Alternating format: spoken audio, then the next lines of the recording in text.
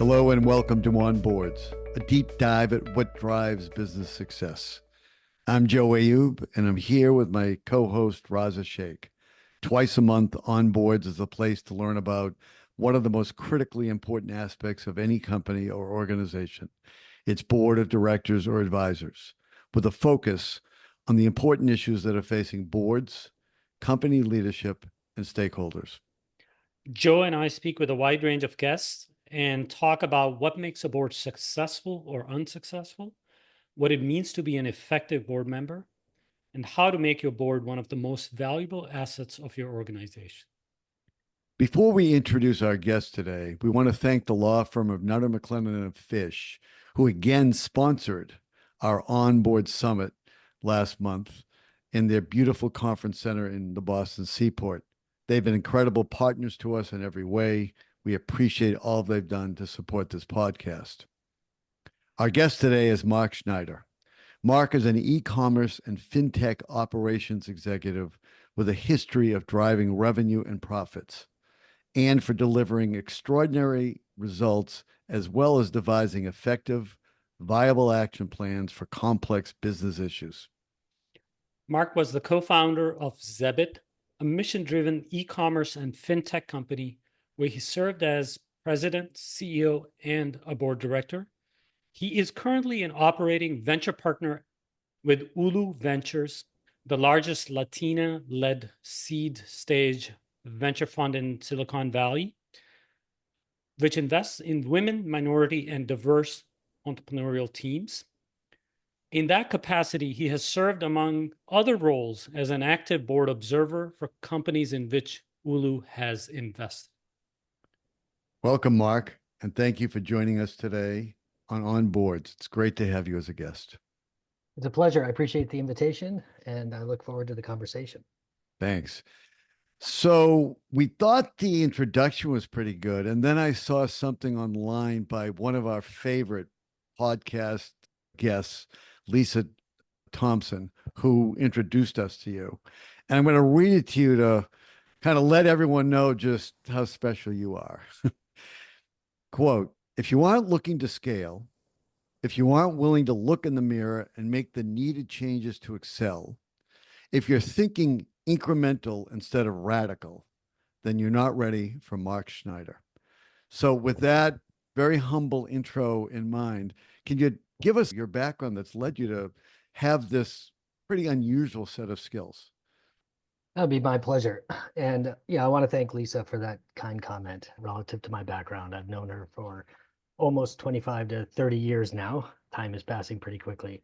I'm a 30-year operator with the last 18 years in venture-backed startups. And my history actually combines everything from starting as a consultant for the World Bank, Inter-American Development Bank, and working abroad, to going back and getting my MBA, and then going into what I would say is hands-on operational management consulting with a firm that no longer exists, but that was Champion Hammers Reengineering the Organization Group at CSC Index.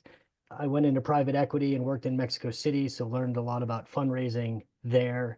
Came back, started a business for a former SEC chairman who was in charge of all of the corporate fraud victim trust funds. And then fast forward to 2006, I finally got an opportunity to go into e-commerce and moved out to California, a company called ProFlowers or Provide Commerce, leading their customer service operations and eventually being on the M&A integration team with Liberty Media to look at all the e-commerce deals. Spent about 4 years doing that, and then afterwards was one of the first 10 plus employees at Zulily, baby moms and kids, fast growing e-commerce event organization, and then moved back to San Diego to be in fintech, where I was managing a company called Gain Credit, managing 350 people in India with a UK customer base and doing lending to subprime consumers. And it was really there that I think I found my passion for what I wanted to do and how I wanted to make change. And I started a company called Zebit with a co-founder of mine. We spun it out of Gain Credit, which was an e-commerce and fintech company that was focused on changing how 100 million credit impaired consumers can buy what they need, pay over time without interest, fees, or penalties of any kind. A transformative kind of mission-driven company to change the lives of people that are plagued with $1 trillion of interest, fees, and penalties, and they can't get out of the cycle of debt. So thank you for the background. I'd like to talk about Zebit, a company that you co-founded, ran, served on the board, and in which you were very involved for quite some time. It is a mission-driven company, which I think is your passion. And I think it'd be great to talk in a little detail about what it was, what happened, and then we'll talk about what the governance was like for that kind of late stage investor backed company. Sure. So I was with Zebit for 7 years. Think of it as pre-seed to seed to A to B, and then eventually took it IPO on the Australian exchange. Went through all the different phases of growth and the transformations of inheriting a board as a VC company, which you have little choice in who actually comes on your board. Right. But you definitely have a choice in terms of how you manage that board, the information you give them, and how you make it successful. What was the value proposition of Zebit? What was it that drove you to work for 7 years to make this company successful? Yeah, so I grew up in an impoverished kind of background. I supported my disabled mother since I was 15 years old.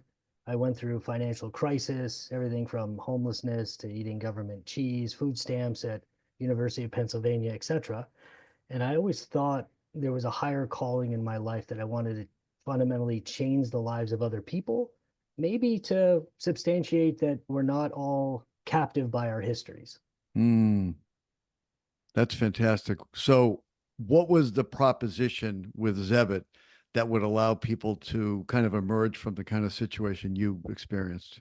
Yeah, so what my co-founder and I saw that was happening in the United States, 100 million people trapped by a cycle of debt because they had bad credit. Now, a lot of them had bad credit because they made poor decisions, but a lot of them had bad credit because maybe they made a poor decision.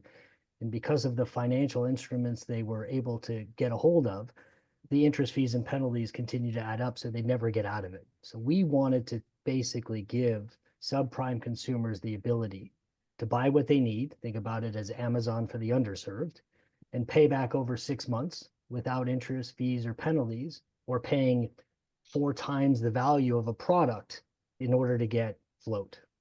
That's pretty challenging thing to do in terms of the business model. How was that business model built for making that successful for your customer? Yeah, so we had a very strong set of investors that had a lot of conviction in this business model. So the first thing is if you can't charge interest, fees, or penalties, or you can't charge 400% APR, and you can only make your money through the product margin, you have to make the operation extremely automated, efficient, and not tie up your working capital. So on the e-commerce side, we had an operating model that was 100% dropship. So think 120 suppliers, 25 product verticals, no inventory, no warehouses, no cash going into tying stuff up that you would sell like on sale, etc.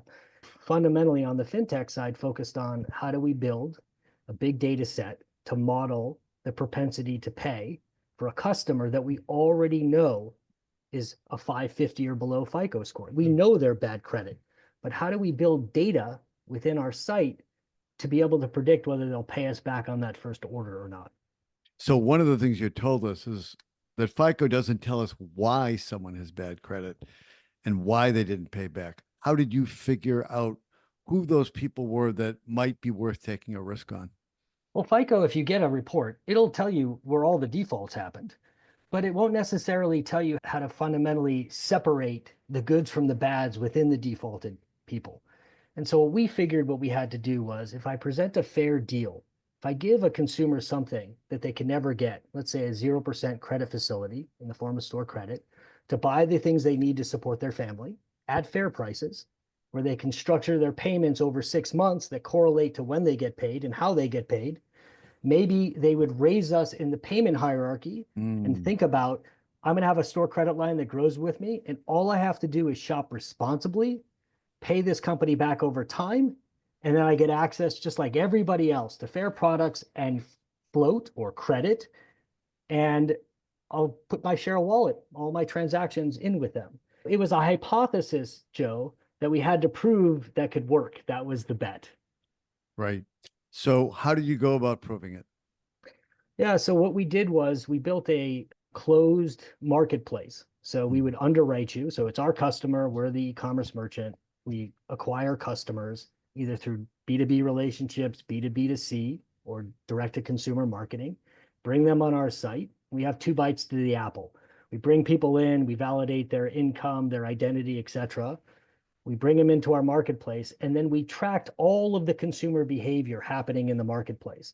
So if you didn't have a username and password, you couldn't get in. And we modeled that behavior for a first-time customer, a repeat customer, and a customer that was on the platform for a longer period of time, of the propensity to repay back. And so this is everything of what they're looking at, how fast they go through, are they loading their carts up, are they trying to overextend their line even though they have a store credit line? And we're watching that first payment, which is also balanced by what we call a down payment at checkout. So we're making them put a little bit of skin in the game, structuring their payments. And then over time, the model is building what is the right consumer behavior that leads to a lower bad debt on the first order. What we found was once somebody passed or has paid off their first order, their bad debt goes down by like 50%. So let's say 20% of the people default. After 6 months, that bad debt on their bad debt as a cohort goes down to like 10%. They're on our platform for 3 or 4 years. They actually look like the three of us, super prime customers who don't default on their debt. But So really, their underlying credit score isn't changing. Their behavior with the company is. So this is the reverse of the debt cycle that people face. It's a virtuous cycle that they get into. That's correct. And it's a very, very difficult cycle to get out of. And so how did we prove it? Well, we never pulled FICO, but we can do what's called a retro append. So we took our customers after 7 years, the ones that have survived and continued to buy with us and consolidate their purchases, and we pulled their credit file. And we wanted to see at a time-based analysis when they came in and 7 years down the road, has their underlying credit profile changed? By and large, it didn't. They were 550 FICO scores, even though we didn't use it, but we could pull it on an anonymous basis. And 7 years later, they were still a 550. But to us, they look like 850 FICO scores. So what did that say? They valued the product. They saw a fair deal. They saw that they were working in unison with a mission-driven company that was actually trying to change their lives, whether it was a birthday, emergency purchases, Christmas, holiday, etc. Who else or where else would you be able to get a 0% credit facility that grows with you, and all you have to do is not abuse it? So essentially, you gathered data that really supported the initial proposition based on what you have observed from their behavior. Yes. The data came over time of building where you have millions of customers coming in, millions of applications, millions of orders, millions and millions of order attempts, and then seeing the repayment curves and then using real machine learning models that are actually trained to understand what we call an efficient frontier. So what is the trade-off between what you put down, the risk of that order, and the willingness of the organization to accept a certain level of bad debt? You obviously can get rid of bad debt, but you won't approve anybody. You won't take any orders. So there's always that trade-off of where the business is and how the algorithms are working to get to the financial goals. So one of the things you said you did, which is probably not typical for most of the people that are listening to Onboards, is list your company on the Australian market. I assume that was to generate capital. Why Australia? I would probably say it was a survival move. So new business models that are not well understood by venture capital tend to have a harder time raising capital over time. When you have a company that is a complex business model that intersects between e-commerce and fintech, the number of investors that understand that actually gets smaller and smaller in the funnel. I bet. And so looking at Australia, we were looking at potentially selling the company, trying to raise private capital in a Series D, or going public. And there was a wave. Buy now, pay later, even though we weren't buy now, pay later, a 4-payment model, was going overseas. The Australian exchange was like the NASDAQ of the 1990s. You could be a $100 million revenue company and raise money and have liquidity.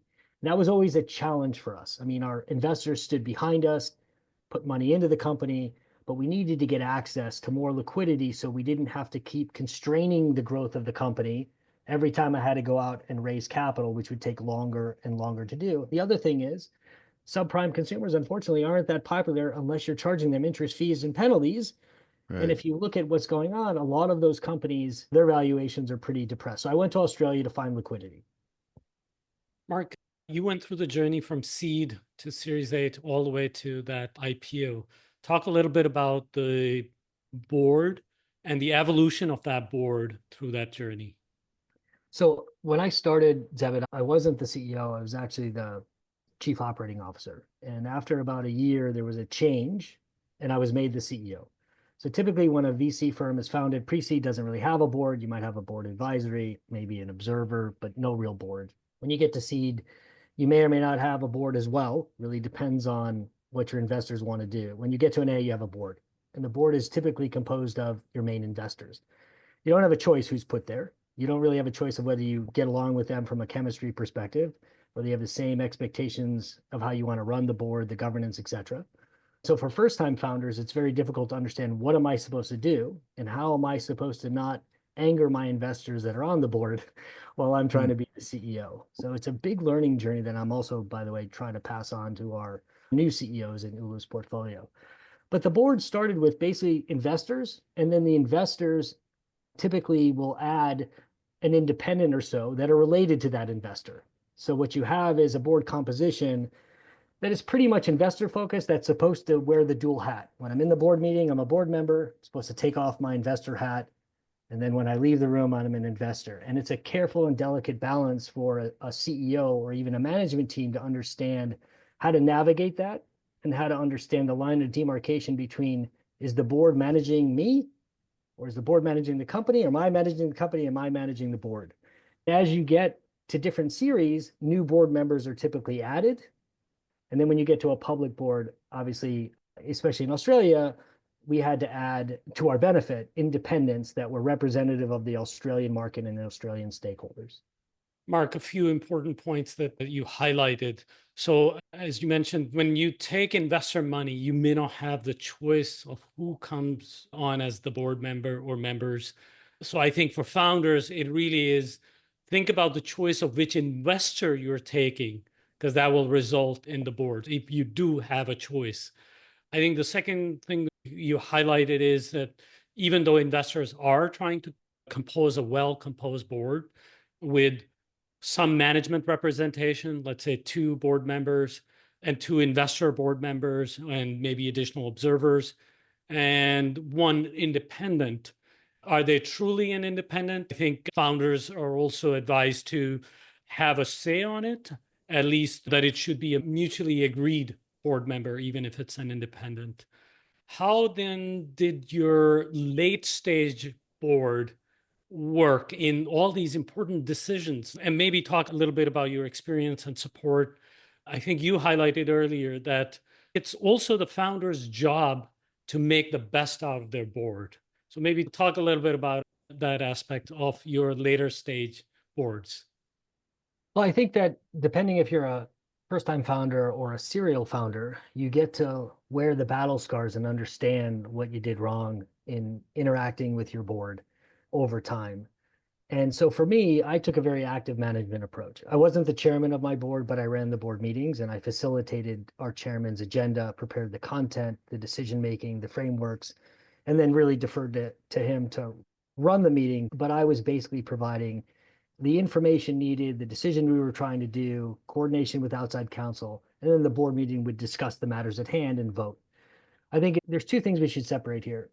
Venture firms where the founders actually have control over the organization in terms of voting. So founders that are lucky enough to continue to maintain 51% have a different point of view versus founders that get diluted over time. And the board wants the entrepreneur to be incented, but the entrepreneur is also replaceable over time the larger the company comes. And the entrepreneur has less of an effect in voting because they don't really have that capital stake anymore. And so that's part of it. So I think a lot of entrepreneurs don't know what they don't know until they actually go through it. I Right. found that in leading up to the IPO and thinking about the board differently, what I found was we found very capable Australian people. We went through an interview process to make sure the person not only understood board governance, et cetera, but interacted well with the current board. And part of that is a pro and a con because a board where everybody thinks the same way doesn't necessarily bring in disconfirming evidence into Right. how decisions should be made. And then you could potentially, I'm not saying this happened at Zebit, but then you have board enclaves that actually pool toward one another and make it even more difficult for the CEO to figure out how to get decisions that are done. That is a great observation about board composition. We always talk about the importance of diversity of perspective. On the other hand, there has to be a fit, and finding kind of balancing what a fit means, but still having enough diversity of perspective to make the board as powerful as it can be. That is not easy. In any event, at some point, you essentially were forced to sell the company. What happened to make that necessary? Yeah, so it took me 2 years, and during COVID, missed an IPO window. And there's two windows that happened in Australia, but finally got the IPO to occur. And I tried to learn from all the other entrepreneurs, the people at Credible and Sezzle and Revasum and other individual Life 360 that went down to Australia. Australians were very concerned that American companies were coming and running and dumping. You come, you Mm, raise money, you mm, sell, and then the shareholders are taken advantage of. And so we really escrowed all of our individuals in order to not allow them to sell for 18 to 24 months, to give stockholders on the other side of the world confidence that we were here for the long term. But the day we actually launched, one of our holders, who wasn't escrowed, who sold his fund, triggered an event that happened to every other company, which I tried to avoid, which was he sold. We went from a $200 million valuation, cut by half within the first hour. mm. Oh, Pretty wow. heartbreaking. We had a 70% to 100% year over year forecast, delivered against that forecast, but the market never really recovered in terms of raising the valuation relative to our growth and expectations. I think it was also a fact that a subprime consumer doesn't necessarily exist at all in Australia. And it's hard for the market to understand the dynamics of that. There's actually a bad stereotype around subprime consumers we're trying to dispel, but it's hard to educate a market from 13,000 miles away. Bottom line is, after 14, 15 months and the opportunity to continue to raise capital in the Australian market, but at depressed prices, the board, or at least part of the board, advocated to delist the company, which was a very difficult decision to make because it took forever to get into a liquid market. And when you look, hindsight is always interesting. When you look back, we were just 6 months ahead of everybody's valuations getting crushed, not only in Australia, but in the US. But we delisted because if you're not getting your valuation, you're producing all of this growth over profit, you have $3 million of costs to maintain a public company. The board's rationale was it's more effective to be a private company at that time. And that whole process to delist the company, take care of shareholders, go back to a private market that you already left, and now you're stuck with a late stage stranded company that's not profitable yet because we focused on growth and had to raise a last bit of capital in order to get it to profitability. The minute we delisted, I think it kind of put the nail in the coffin of a phenomenal company with phenomenal employees that our customers are raving about, and I think really helped their financial lives that doesn't really exist anymore today.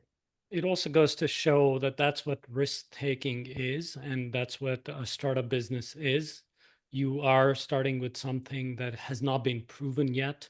You do help people and you change a bunch of people's situations, but in the end, it may or may not work out exactly how everybody expected. Yeah. There's a positive to this. One of our board members, who I actually work for today, who's an extraordinary leader and builder of Ulu Ventures, she's been on my public board. I asked her to come on, Miriam Rivera. And they had so much conviction in the business. I've never seen this before. They actually bought on market after we went public. So they bought another couple $1 million to prop up the market as well as to demonstrate the continued support for the business. I can never thank her enough for doing that, regardless of whether I wanted to continue to guide her not to do that and take additional risk in a late stage company when she's an early stage investor.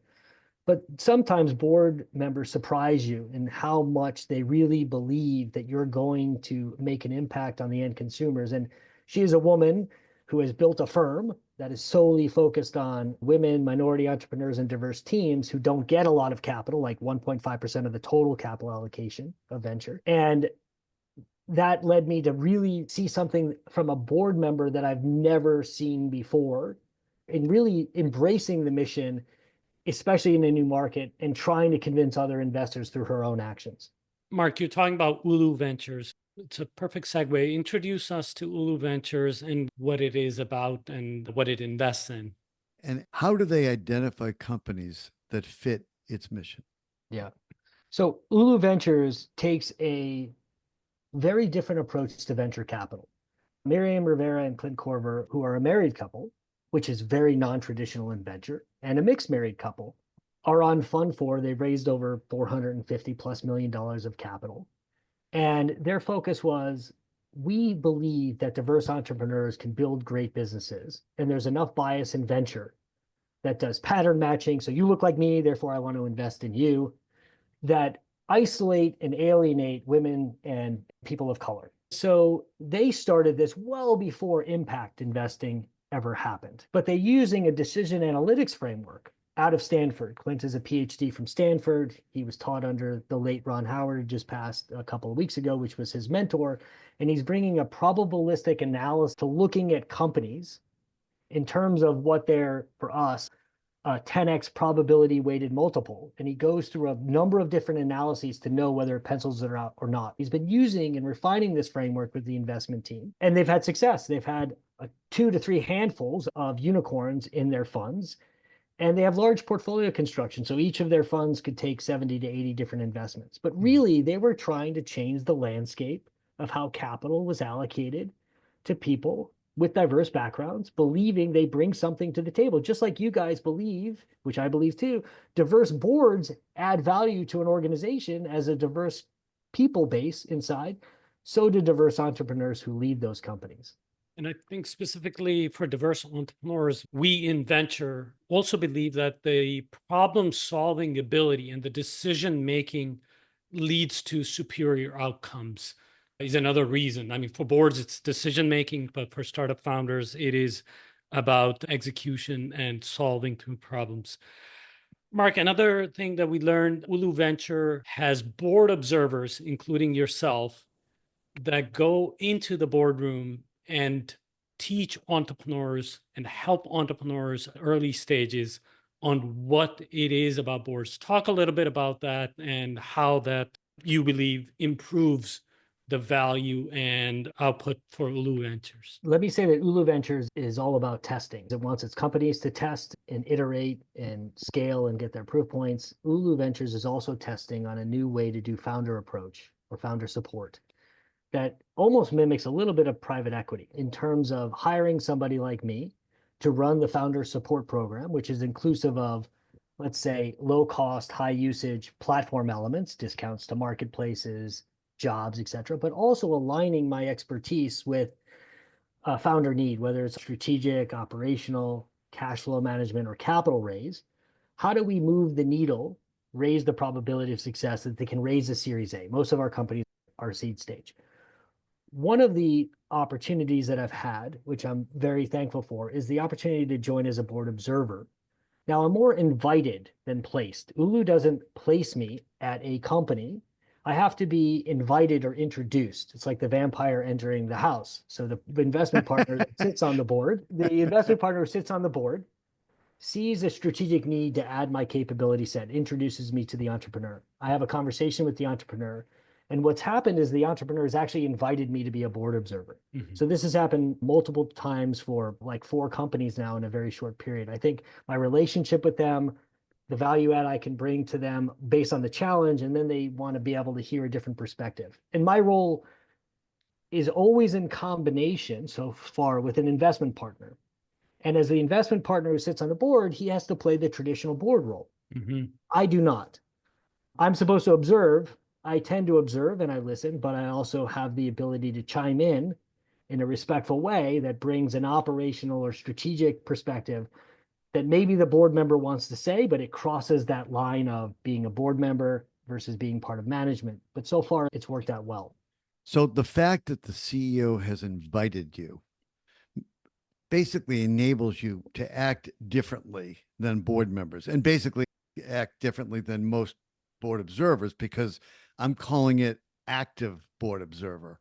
That's what gives you the okay to do it. I think so. I think it's a bridge. One, it gives me a mentorship opportunity to help a first-time founder understand how to manage the conversation with the board, the agenda, the decisions, the things you're asking the board permission for where you don't have to ask them permission, the information you're giving to them without actually de-risking that.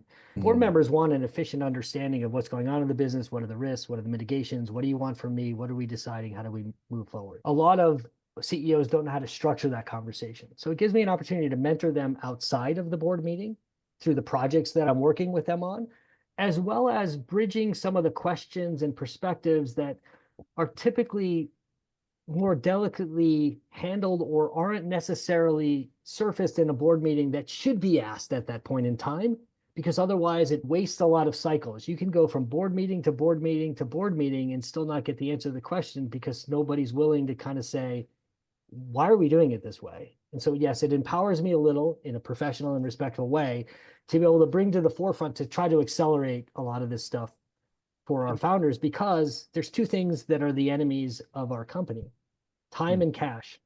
And so from an operations perspective, if I see a clear line of path, I'm not surprising anybody. I think I could help facilitate that. And like I said, so far, I think it's worked out well because I know what my place is, but I know what's value added and I know what's just distracting. One very important distinction is that startup founders often have advisors or advisory boards or informal mentors. But a key difference here is that in this type of a role, you are inside the boardroom as well. Where an advisor that's offline or a separate meeting would have to get that secondhand or something. And you are also more of a board coach as well, and teaching the founders how to make best off their board. I think you've well defined an active observer. It is really a different role. Yeah. It is, and I think it's grounded in a couple things. One, the CEO and the rest of the board have to trust that I'm coming from a good place, that I'm authentic, I'm transparent, and I don't opine on things that I have no clue what's going on. It's not about me talking in a board meeting. It's about me adding value where strategically I think it would be helpful for the company, stakeholders, and of course the CEO. But I think coming from that place and building that trust, which from my management consulting days, within 15 minutes of walking into a new client, you have to establish who you are, why you're there, how are you going to add value, build some sort of culture and trust with the team, and then prove it through your actions.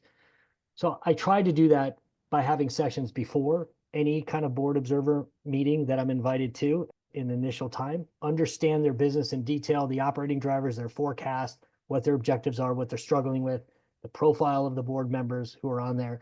So I try to come in with a comprehensive plan about where I can slot value in to help that CEO and help that board get to the outcome, which is for us, pretty simple: get to the next capital raise. Because if you get to the next capital raise, you've raised the odds of success overall for an exit. You learn to live for another day. So you're part of an experiment to see if this role works in the way that they hope it will work. How's it going so far? I think it's very hard to prove tangible results. How is it going so far? I fully enjoy working with these entrepreneurs. I feel like I'm a call center where people are calling me at Saturday, Sunday night, Sunday morning. My term sheet's in. I'm running out of cash. I need help with this forecast. But I think that one of the things that brings me pleasure is I never had that as an entrepreneur and as one that's been in multiple startup companies. So it's a way for me to give back and feel like I'm personally adding value. Now, the value to Ulu will be the companies that I get to participate in, because I can't force myself in, they get to that next capital raise. Yeah. And so if I had to answer you today, there's one company that I've been working with and coaching the entrepreneur for the last year, got to know the founding team. It's a medical device company. Well, they got a lead term sheet. So if I asked the entrepreneur, did I help you do that? And I just got off the phone with him and talking to him about it. He would say, I probably couldn't have gotten there without your guidance, especially navigating. Well, what does this mean? How do I go to investors? How do I negotiate this? How do I get another one? So there's a lot of steps that build there, but I think so far it's working. And I applaud Ulu's ability to put funds to help founders in a very different and distinct way. We'll see. I think we need probably another year or so to see whether we want to continue to invest in this way. But I think the long answer is I think it's working. I think it's a brilliant experiment. I did notice that on their website, they refer to you as the champion of persistence. And I have to say, I can't think of a characteristic that would be more important in what you're doing than just persistence, because it's a long road which must have so many moments where you just don't know if it's going to work. Yeah, it's startups are a marathon when you're the CEO and you have everybody's payroll on your back.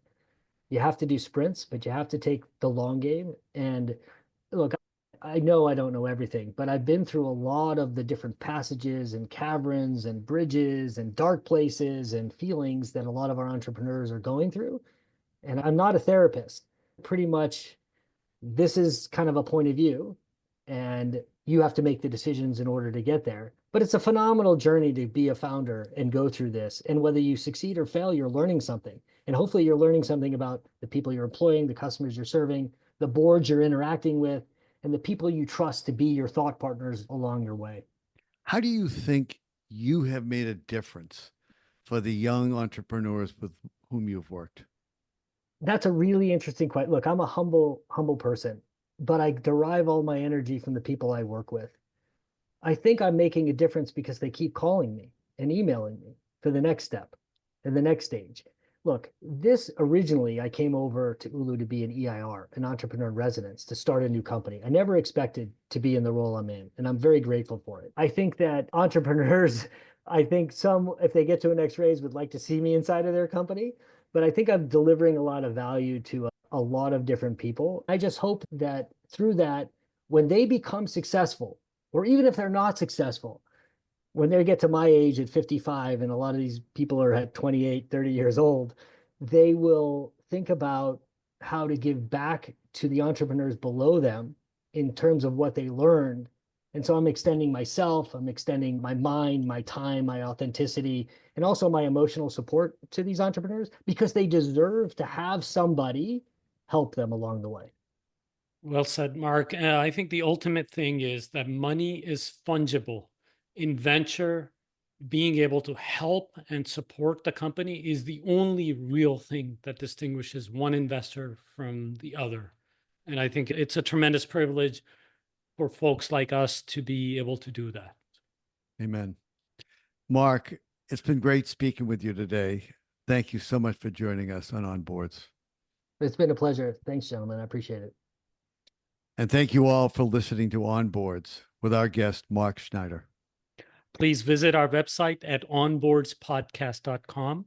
That's onboardspodcast.com. We'd love to hear your comments, suggestions, and feedback. And if you're not already a subscriber, please be sure to subscribe at Apple Podcasts, Spotify, or wherever you get your podcasts. And remember to leave us a 5-star review. Please stay safe and take care of yourselves, your families, and your communities as best you can. We hope you'll tune in for the next episode of Onboards. Thanks.